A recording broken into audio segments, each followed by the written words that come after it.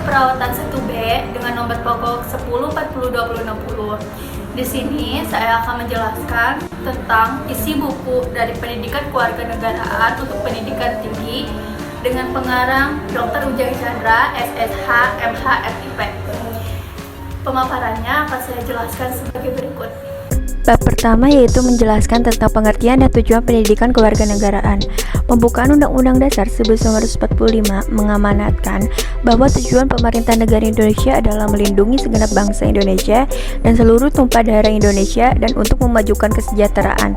Namun, mencerdaskan kehidupan bangsa dan ikut melaksanakan ketertiban dunia melalui sistem pendidikan nasional yang dimaksud harus mampu menjamin pemerataan kesempatan pendidikan dan peningkatan mutu serta relevansi dan efisiensi manajemen pendidikan untuk menghadapi tantangan sesuai dengan tuntutan perubahan kehidupan lokal, menghadapi tantangan sesuai dengan pendidikan Pancasila yang mengarah pada moral kehidupan yang diharapkan dapat mewujudkan melalui perilaku yang memancarkan iman dan takwa kepada Tuhan Yang Maha Esa dan perilaku yang bersifat kemanusiaan. Bab 2 yaitu memahami identitas nasional sebagai karakter bangsa Indonesia. Asal-usul nenek moyang bangsa Indonesia berasal dari Asia Tengah semenjak tahun 2000 sampai dengan tahun 500. Dari zaman batu Neolitikum hingga zaman perunggu telah terjadi migrasi penduduk purba wilayah Yunan, Cina Selatan ke daerah-daerah di Asia bagian selatan, termasuk daerah kepulauan Indonesia, karena adanya suatu bencana alam hebat atau adanya perang antar suku bangsa.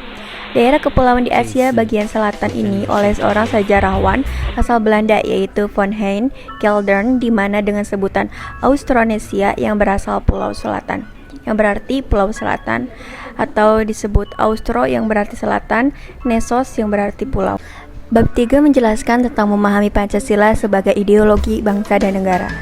Istilah ideologi berasal dari kata idea yang berarti gagasan, konsep, pengertian dasar, cita-cita, dan logos yang berarti ilmu.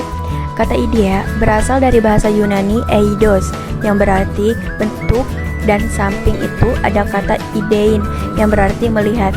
Manusia dalam mewujudkan tujuannya untuk meningkatkan harkat dan martabat senantiasa membutuhkan orang lain dan selanjutnya membutuhkan suatu lembaga bersama untuk melindungi haknya, atau dalam pengertian ini manusia membentuk negara sebagai lembaga sebagai organisasi hidup manusia, senantiasa memiliki cita-cita, harapan, ide-ide, serta pemikiran-pemikiran yang secara bersama merupakan suatu orientasi yang bersifat dasarlah bagi semua tindakan dalam hidup kenegaraan.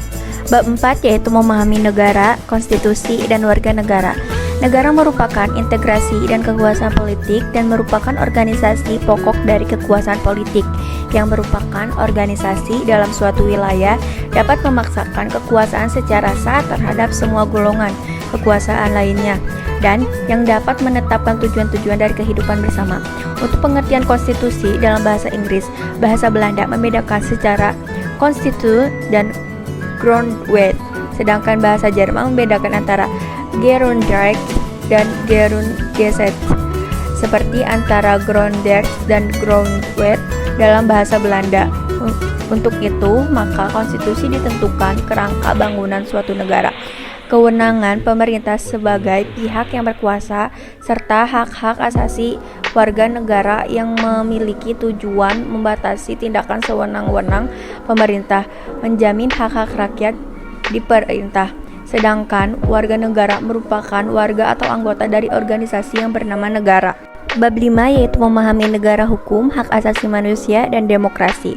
Istilah negara hukum atau rule of law dalam konsep demokrasi dan hak asasi manusia merupakan isu pokok yang menjadi inspirasi perkembangan prinsip-prinsip negara hukum yang mengharuskan adanya pengakuan normatif dan empirik terhadap prinsip supremasi hukum, bahwa semua persoalan diselesaikan dengan hukum sebagai pedoman tertinggi. Sedangkan hak asasi manusia secara teoritik dapat dijumpai pada pendapatan Miriam Budiarjo yang mengatakan bahwa hak asasi adalah hak yang dimiliki manusia yang telah diperoleh dan dibawanya bersama dengan kelahirannya di dalam kehidupan masyarakat.